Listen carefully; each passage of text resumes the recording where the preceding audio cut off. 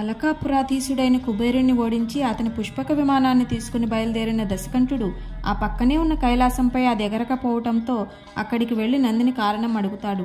శివపార్వతులు కొలువుండే ఇక్కడ అది ఎగరదంటాడు నంది. దానికి నందిని శివుణ్ణి ఎక్కిరిస్తాడు దశకంఠుడు.